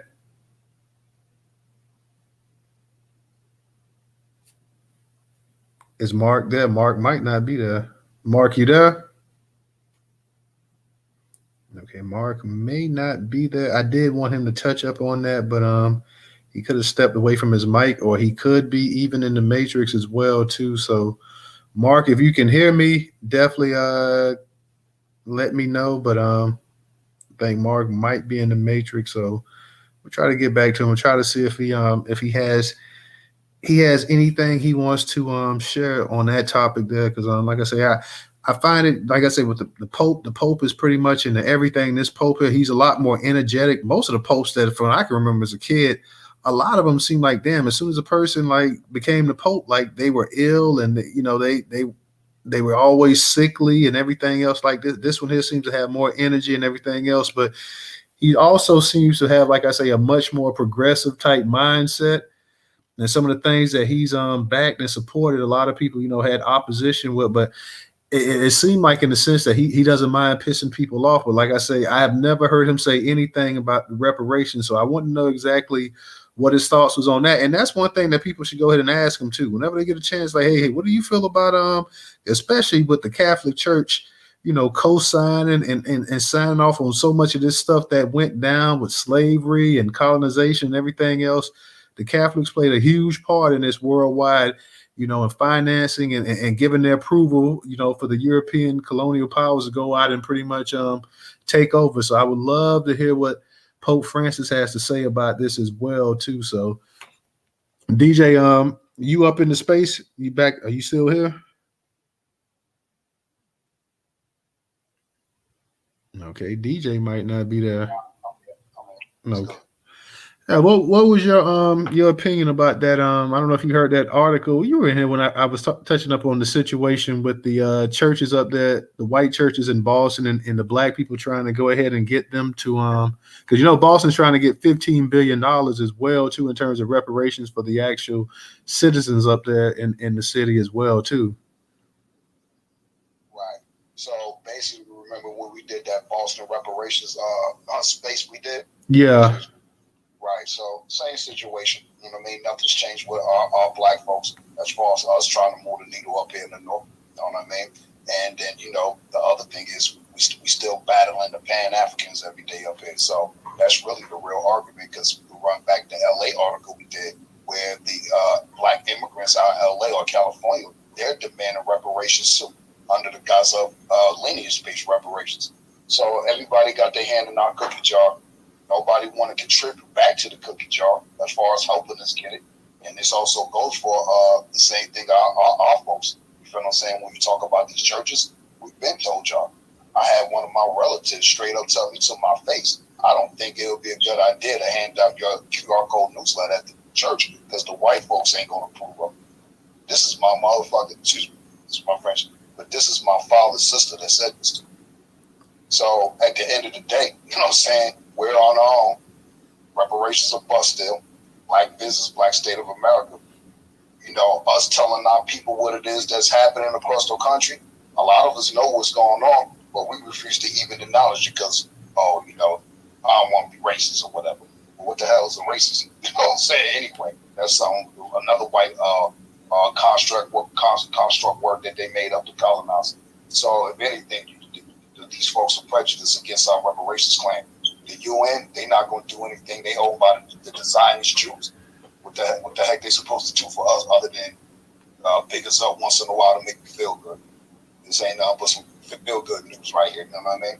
At the end of the day, psych you out, to hit you with the Diddy Bop effect, hit you with the blip. You know what I'm saying? And you ain't even gonna see it coming because at the end of the day, it don't matter what the UN say. They done been watching us get beat down for 400 or 500 years straight. Now you want to say something? Now you want to come speak up? Oh, black church, hey, we've been telling you, hey, look, reparations are bust, black agenda. Let's separate from these people. I understand MLK's dream was for everybody, but that ain't everybody's dream, unfortunately. And it seemed like the more we study our history, we had it going on under segregation. So I think we should start saying delineation because we're not delineating from the rest of the world. We're just going to be amongst our own group. So let's go segregate and be back where we were prior to the civil rights movement. Because obviously we see they ain't done enough for us either. They disbanded all this legislation laws that elders did, march style, get holes down, dog sick dawn, John Lewis, good trouble for what? You know what I'm saying? For us not to defend it, you know what I'm saying? It seemed like a lot of our talking points ain't even starting to matter anymore. The border situation, right? Before this even happened or stuff that we're seeing happening now, they got to do with the border. Hey, I said that the moment that we started seeing these people come across the border. Jokers that live in Texas, black people specifically, y'all need to go be border patrol agents and ICE guards. Get your ass buzz down to the border and protect that. But obviously, we see the Mexican rapper down in Texas saying naka naka naka naka naka naka naka with some knackers around, and everybody saying naka naka naka naka naka with them. Well, I guess it's over with, man. You know what I'm saying? It's over, man. You know what I'm saying? What are we supposed to do now? You know what I'm saying? It's all messed up now, Diddy. You know what I'm saying? It was all good just a week ago. You know what I mean? They coming for you too, chicken. You know what I'm saying? Real talk. That's what Catwoman was told you. You know what I'm saying? Catwoman's been warming us, man. We think everything he's saying is funny, but he really putting a message inside the joke. That's the whole purpose of being a comedian. We made that possible like that. The message inside of the joke. White folks wasn't doing that. They just wanted to be funny. You know what I mean? We telling our people, hey, look, this is what it is. Ha ha, rich, you know what I mean? The black is hanging at the midnight hour. That means, hey, when it turned dark and it's midnight, meet me down by the lake so we can get the hell up out of here. You know what I'm saying? That's what that is. But we ain't doing that type of stuff no more. So the Texas border crisis, whatever, these people is up here in Jersey. They don't catch the public transportation that's built up here. New Jersey Transit always crying. This is why y'all need to check y'all. If you live in a major city, you better go check on your mass transportation corporation, because that's all it is for profit. They always crying. New Jersey Transit always crying about we broke and we need money, this, that, and the third. But I see so many folks that ain't supposed to be here. You know you ain't supposed to be here, Pablo. You ain't catching the bus. They got a brand new GMC truck. That's what they riding around with, brand new Chevys. All these cars that sat on the lot during COVID, that's the cars they driving now. Because the car companies can't sell them. Ain't nobody making enough money to afford them. Nobody went back to work during COVID, none of this other stuff. Let me be quiet, because I'll be up here around. So somebody else go. All right. I see we got Rella up here. Rella, what's going on tonight? Hey, Newstoter. Hey, DJ. Hi, Original. I see I got Mark, Professor, all the brothers and sisters in the building. The only. Hey. Hey. I don't see my girl down there. I see New Negro online, all the usual suspects, Uncomparable, Gray King in the building. Listen, Brother Moo, I see you. Miss Val, I see you. All the beautiful people in the space. Look, it sounds like there's trauma happening at the same time. And I think, we can't be remiss to think that the impact of not having our repair from either party does not do something to us psychologically. You can hear it. And when you look at the timing of the generations that went through exactly, I think what we're going through, I think nothing we're doing different is new under the sun. I believe we're trying to find different ways to position ourselves on this chessboard. And in doing so, I hear a lot, in my opinion, I hear fatigue. I don't want to say it's defeatism. I hear fatigue. And with that being said, we have to be consistent and diligent. There's so much going on in people's lives that people still fight through to try to show up as best they can until you can show up in the best way you can. And that's all that we ask at this point. Dealing with the fact that we got the Texas border crisis, that's not the only border crisis. People are coming in through TSA. They're being flown to the southern border to come through Texas and California, the southern border up and through California, Nevada, and I believe one other place. And it's escaping my mind. Canada, the northern borders. So when we think about what's happening in the invasion, it's almost like a centralized effort that's being done, and I do blame a lot of the white Republicans who was like DeSantis, who was shifting people around on buses like they were positioning people on a chessboard, because that's exactly what was happening. They could have took them people on a bus and drove them right back across the border, but they didn't. They sent them to New York to try to make a point and say, well, we're going to drop them off in front of Kamala House. For what reason? For what reason? What point? You could have proved your point by actually going into war inside of Congress and actually fighting for the American people in Congress and shipping those people, deporting them right back across the border. They were illegally here and still are illegally here. But there's a benefit. And this is the part where I agree with Marco Hartley. We do have to punch them in the balls. We do have to give them back everything that they have given to us. And you don't have to be a king or queen on the board. You just need to be a pawn that knows what to do. See, pawns are knighted as well. If you move to the end of the chessboard, you become a king and queen. And so that is the position you have to have with your full chest to the ground. You can't live in defeatism. You can't live in whataboutism, and it ain't going to happen. It doesn't happen because people fail to stay committed and take action because, again, they're in fatigue. And if they're in fatigue, we address it. We have those conversations. But you cannot let the enemy creep down in your mind and then you speak that out of your tongue. Remember, your tongue is a weapon as well, and it is powerful. You are children of the Most High. Please believe you are powerful more than beyond measure than you know. I do agree with the elder. Original spoke so well, and he said, we need ambassadors. We need people who can move mountains when you talk. who can shake and make things happen. Those of you who do that, the enemy's after you. He's trying to keep you from speaking. That's why you don't come on stage. That's why you keep your mouth closed. And I'm here to tell you, be loosed of your chains.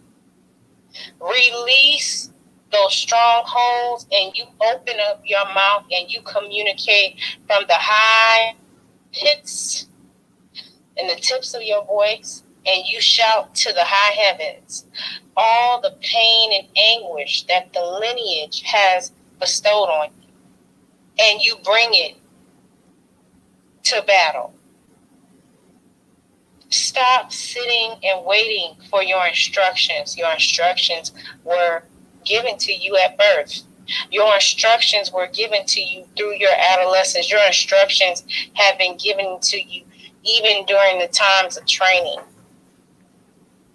It is time for us to stop being in a separate situation.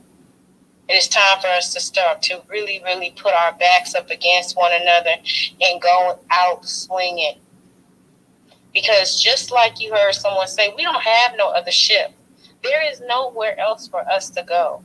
Those of you, like I said before, you can go and fly and go to another country if you like, if that's your choice. Lord knows the Pan-Africans have their plans. They have their plans made. I plan on fighting for the land that my great-grandfathers fought for, that my children will be left here to live in, and my grandchildren, and the people down in my lineage I won't get to meet. They deserve a fighting chance. They deserve a chance not to be where we are today. The UN, people get upset and are angry, rightfully so, because people have drugged their feet and waited so long to make a noise and actually bring humanitarian crimes to the Americas. You can speak that, but you want people to address it, and you want people to voice it. That doesn't mean that you have to pat them on their back when they do. It means that you keep standing on, what that young boy said, business. That's what it means. And you keep speaking up. And when they step wrong, you step right with your full chest. White churches and reparations.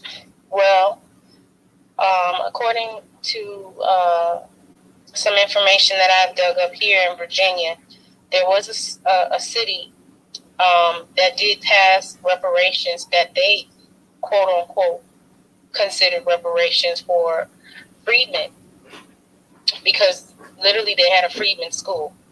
And I'm not saying that to be facetious or to deny ADOS or FBA or anything. Everyone knows that I use all classifications. I don't discriminate, and I love all my brothers and sisters equally, no matter where you stand. Okay? So they passed a quote-unquote so-called reparations bill, and they believe that is absolution.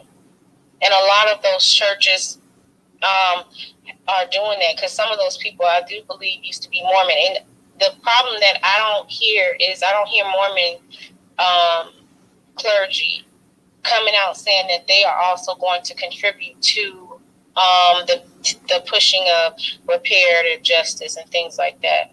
And they also benefited from slavery. And I need people to understand this. They have a lot of the roles, a lot of the information of names of families. If you can't find information, you need to visit a Mormon church. A lot of them have old records. And it's a reason, because white people like to steal. They thieves. And they call themselves holding on to antiquity, saying that it's something that their grandparents or somebody discovered. And it's not a discovery, it's a theft. It's stolen goods from property. Okay? If they didn't return it, it didn't return something that wasn't theirs. It's stealing. So white churches owe a lot They owe a lot, and if you ask me, they owe more than their teeth to the reparative justice, and we need to call them out, just like we call everyone out in all groups.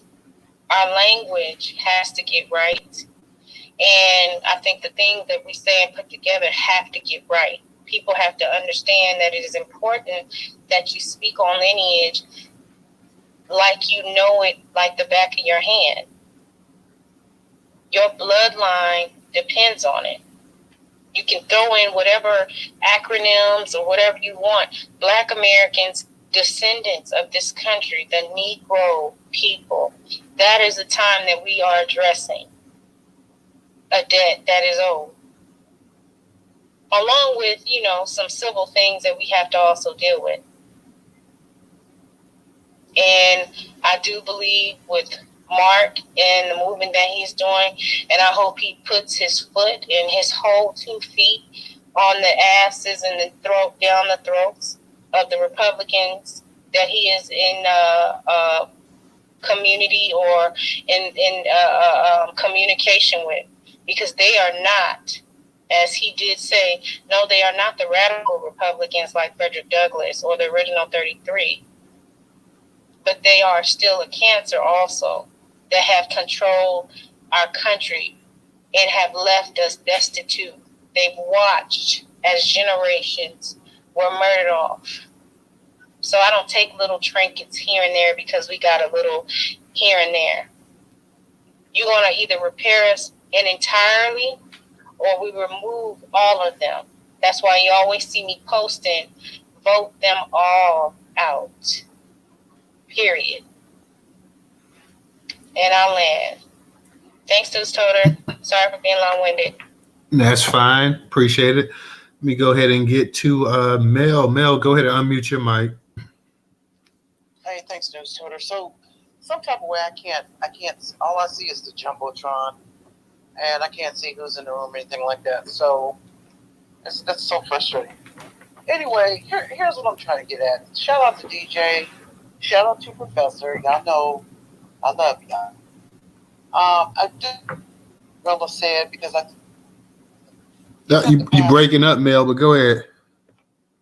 I said I appreciate what Rella said. I hope you can hear me better now, but I appreciate what Rella said about being fatigued and tired and this and that 2/3. I just really wanted to ask the room, how many of us thought that the George Floyd, and rest in peace George Floyd, but how many of us thought that would actually turn into a global incident where people were protesting in other countries behind what happened to a black man in the United States of America? So I feel like just to see that phenomenon occur is enough for us to be optimistic, but also utilize and walk through that open door some type of way. Not just, shut it down and just ignore it. So that for the most part, that's really all I wanted to say. I'm not trying to get upset tonight. So that's all I had. All right. Thank you, Mel. Thank you. I certainly, at the time, the George Floyd thing, when it first popped off, I didn't think things was gonna go to that point the way it did, but it did escalate and just became a global type affair. So yeah, when it initially happened, I didn't know it was going to have that kind of magnitude, but yeah, it certainly did. Unfortunately, we lost a lot of momentum after that, so that it kind of reminded me, and it wasn't to the point that you had in the 60s after Dr. King died, and you just had black people mobilized in this country, and you had everybody in this country in politics on their heels and stuff like that. I think for a moment you had the same thing with the George Floyd thing as well too, but then it just seemed like we lost momentum off of that as well. Like all these companies were talking about they were going to invest and they were going to do this and they were going to do that, and as soon as the coast was clear, everybody forgot about it. Like, okay, well, yeah, they done forgot, so let's move on. Let's not even worry about this. So that was a missed opportunity in that situation as well too. Let me give a shout out real quick to EHZ. Thank you for your contribution on Cash App. Go ahead, DJ. You got it. Hey, check it, DM total. So, yeah, I don't get tired, ladies. You know what I'm saying? I'm up all night long. You know what I'm saying? Y'all know that. You know what I mean? Running this information down. I'll be out in the streets all day and night long sometimes, running this information down. You know what I'm saying? Who want to verse me? You know what I mean? Type rhetoric. So at the end of the day, I think what it really is, everybody need to start getting on the court of taking this information from up here, downstairs, into the street. I got QR code newsletters. I got different flyers I'll be handing out. How many you need, sister? I'll mail them straight to wherever you at. You feel what I'm saying? Or I can send you the JPEG print. If you got your own money, I know you ladies got your own money and all that. Ooh. You know what I'm saying? Strong, independent black women. You know what I mean? You can go to Staples and print them up yourself. You feel what I'm saying? It's a lot of information that's going on. Newstoter. Make sure y'all make an account on Newstoter. It's free, but it's best for you to support it. For the simple fact, let's talk about black business for a split second, right? Well, it's not free anymore. Remember, it's not free anymore. So. Oh, well, there you go. Make it even better to lead into the segue of what I'm saying. You ain't got to be doing business to have a tax ID. I've been telling y'all the last year or so, go get your tax ID. Here's the reason why. When you look at what's going on with the working environment, everything is becoming digital. I've been trying to stay home for the last decade and be digital, but the money's not there because either we don't support each other or everybody's just trying to be above one another. So the whole objective is, if you take a platform like Newstoter, for example, how many articles on there? 40,000 in any given moment? Right now, because we had to delete some articles, about 27,000. It's still 10 more than what the average snacker read a day. You know what I'm saying? Let's be logical about this for a moment. So 27,000 articles. We're still going to say 40 because that's what I've been saying. 40,000 articles. You know what I'm saying? Any given moment when we get it all up and running again, back to where it was. You know what I mean? But it's looking better every day. 40,000 articles. Why ain't y'all doing podcasting too? Talking about everything that's going on, flooding this algorithm of what we call the internet. So y'all could be going over the Newstoter, getting one of these 27,000 articles that's up there live every day. It might be on a topic that's dear to your heart or something you ain't never even heard of. Because I get that all the time. Like, damn, I ain't heard this. When this go down? Like, oh, like, damn, I ain't know that. Hey, I found that on Newstoter. The Buffalo massacre with our people, Newstoter. Come on, nobody else was talking about it, yo. I found an article on Newstoter from one of the Buffalo, New York newspapers, or somebody was tweeting it, and I'm like, damn, because we try to keep our ear to the streets as much as possible, but not one person can hear all the news. But dang, we got a platform that got all the news, and there's some on it. And then for those that are in this room that are content creators, bloggers, writers, musicians, y'all should be over putting your information on Newstoter. Straight up. It's the same platform that's over here live on. And for the most part, you could comment on all those articles.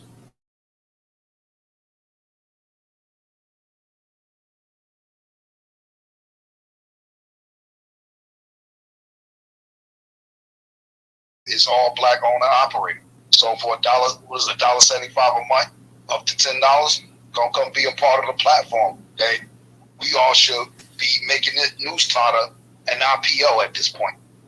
New York Times on the IPO. Trump talking about getting True Social on IPO. Why ain't funded socially on IPO?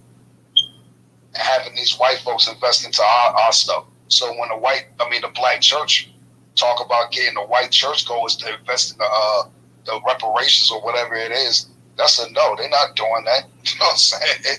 They're going to call you lazy, Poppy. You know what I'm saying? Get your own. You lazy original. You know what I'm saying? You lazy, Rella. No, man. No money for you, Sister Mel. No money's mommy. You know what I mean? I'll land. Real talk there. Let me go ahead and get to JG. I see you came up here. Did you want to speak? If you don't have your hand up, if you want to speak, go ahead and put your hand up and we'll get to you. We're not going to be in the space too much longer anyways, but go ahead, Rella, you got it. JG wants to go. He's a new speaker. I don't know because he doesn't have his hand up, so he may not want to speak at this point in time. But you go ahead, and if he wants to speak, we'll get back to him. No problem. DJ, when I was talking about fatigue, I'm talking about not necessarily like being busy, because you can be busy and not be productive too. You just kind of being busy. I'm talking about fatigue. A lot of times, mental fatigue, just going through everyday life and then still having to deal with not having repair. That brings on a different social and I think I do believe a different economical and almost like not seasoned depression, but an emotional harm that causes other elements to happen in people's lives, and that can be a fatigue. That can be something that people are dealing with, and they're trying to find ways to go around it. So they kind of start doing different things, maybe move on to something else, or have to take a step back. I've had to do those things just so that I can protect not just my energy, but I can actually still fight, in my daily life and try to show up where I can in the fight for reparative justice. That's not easy. Like when I listen to Online tell her story about her brother, and herself, that is a battle that takes on a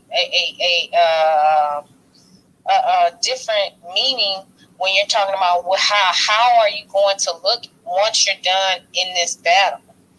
And those are the things that we're really trying to preserve for one another, and we can't do it alone. Online, her brother, all of us in the situations that we have, they can't do it by themselves. There are other people. Our voices have to become one, so we're a lot stronger, so that the weight and the distribution of the pain gets to actually be evened out, and we can carry it a lot better. That's why I support Black majority states. That's why I make sure, like I had the opportunity when my alternator went out. Just so you all know, my alternator went out, and I won't go into the details of situations, but my alternator went out. I had to be able to, and it was lucky and blessed to be able to be surrounded by people who really, really do actually have I've been able to earn their respect, and they care about what happens to me. Do you understand what I'm saying? That those are changing things that can impact you if you are unable to solve problems alone. We can't keep doing things alone, is my point. We have to get in a space, in a place where we actually can fight this fight a little bit better.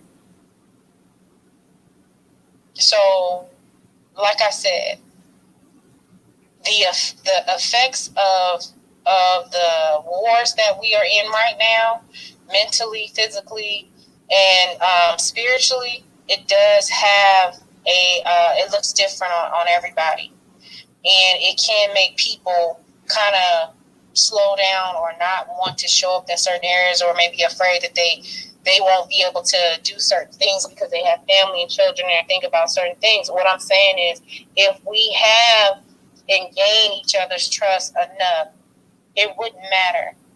We would be able to support and be there for one another. And we have to be, I think, in proximity to each other in a way where we can protect each other, or at least more collective in our processes on how we are moving in this fight, because it's not getting easier.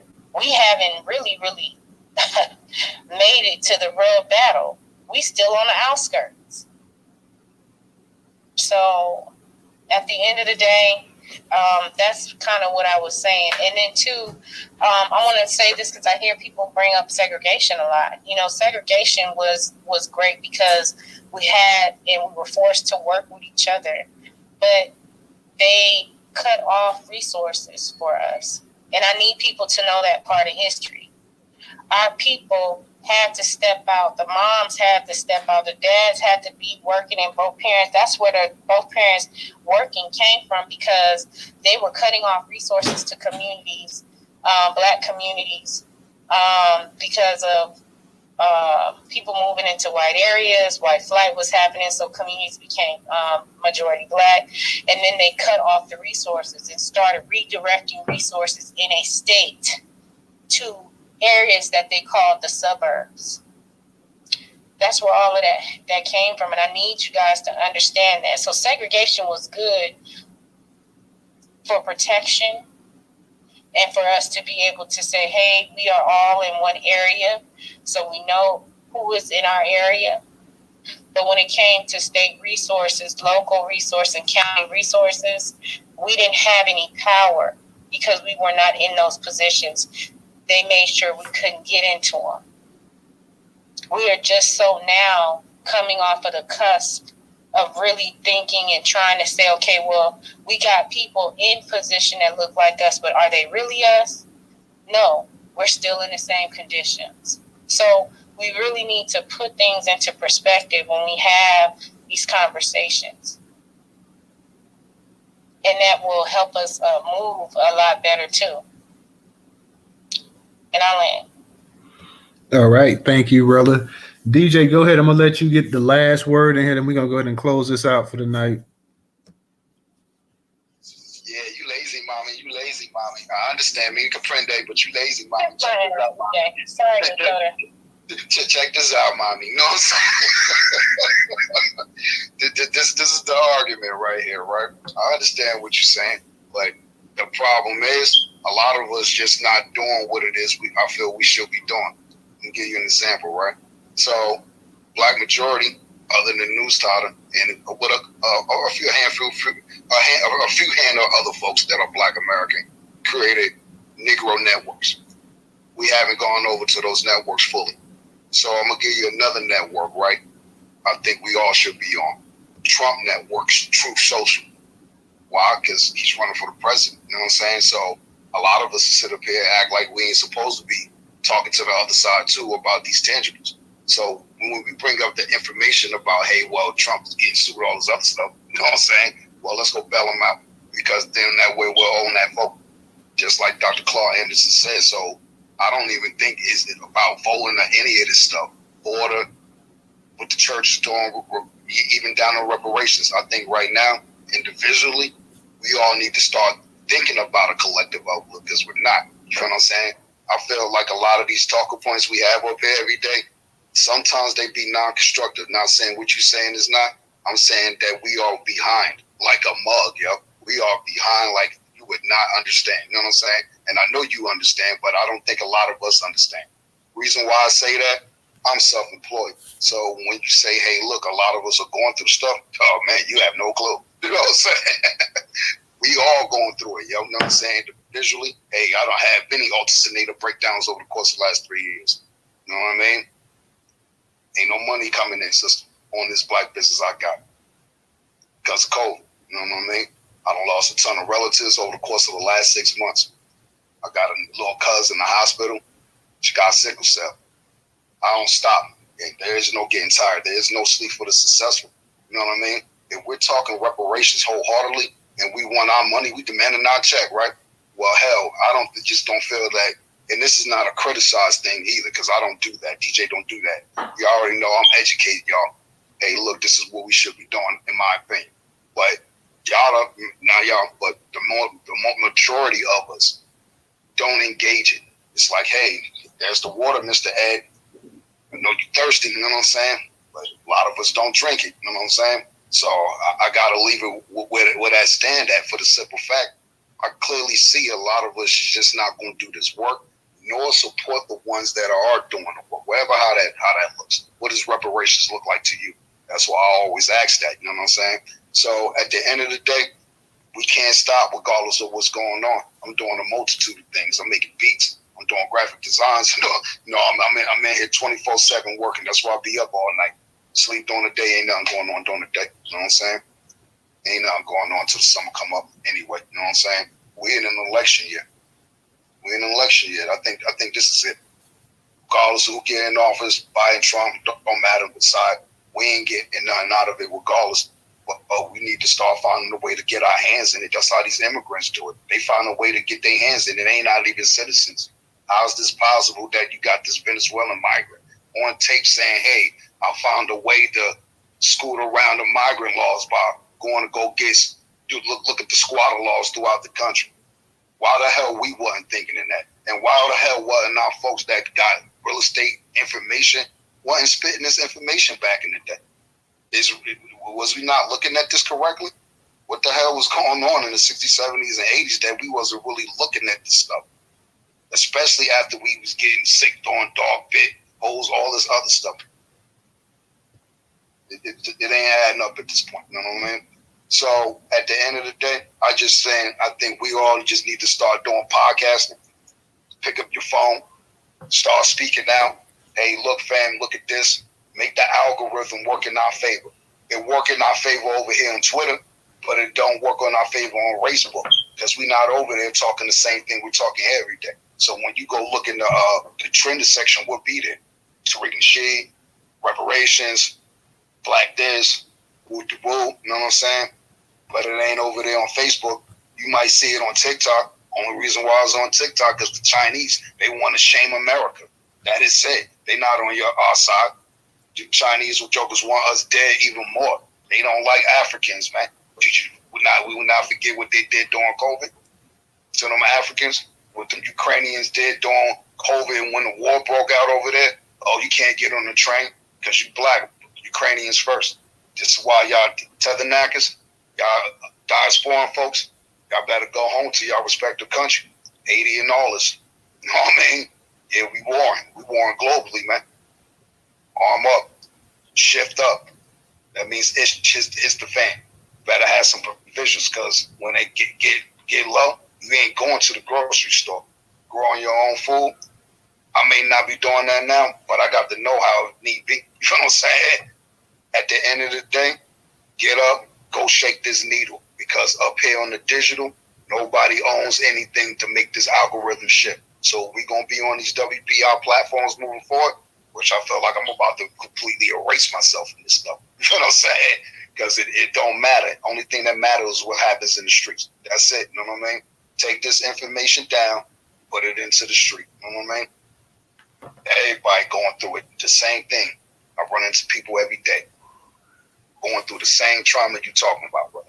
Every day. But they don't know where this information is at. We up here talking about it. But ain't nobody talking about it down in the street. And when our folks come up here, they ain't we're looking to be entertained about reparations in Black State. They trying to go watch LeBron dunk. AD got hurt again. Damn. You know what I'm saying? Damn. They go to Lakers chances. You know what I'm saying? But the Knicks is up, though. We win it. I think we might get a chip this year. What you think? You know what I'm saying? Yeah. All right. Let me go ahead and get to Dr. No real quick, and then we're going to get ready to close it out. Dr. No, I was about to close it out, but I saw you with your hand up, so I'll go ahead and let you say something real quick before we close it out. All right, thank you. I'm going to be real quick with this. I think that it's a shame that we have to select a party to have someone to speak for us when we're supposed to have someone in both parties that is trying to get something specifically for Black people. And I think that's what we need to do is try to have someone in there for us, and the Democrats and the Republicans, making sure that we don't get pushed to the side. So on that, I land my plane.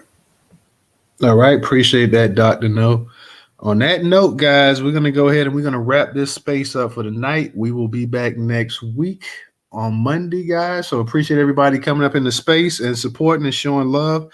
As always, you guys have a great weekend, and we'll see you on Monday. Peace.